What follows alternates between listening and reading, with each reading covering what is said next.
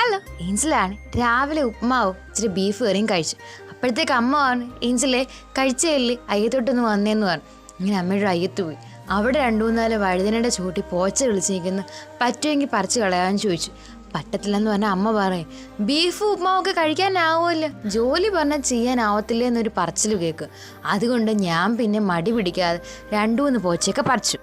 2-3 പോച്ചയൊക്കെ പറിച്ചപ്പോഴത്തേ അമ്മ പറഞ്ഞു, എന്നാ പിന്നെ ഏഞ്ചലെ അതിൻ്റെ ചോട്ടിലുള്ളതും കൂടെ അങ്ങ് പറിച്ചുകൾ, അതാകുമ്പോൾ അത്രയും വൃത്തിയാവും, ഉടനെ പോച്ചയൊന്നും കിളിച്ച് കയറത്തില്ലെന്ന് പറഞ്ഞു. പിന്നെ കേട്ടപ്പം ചെയ്ത് കൊടുത്തേക്കാം എന്ന് വിചാരിച്ചു. പാവം അല്ലേ എന്ന് വിചാരിച്ചു.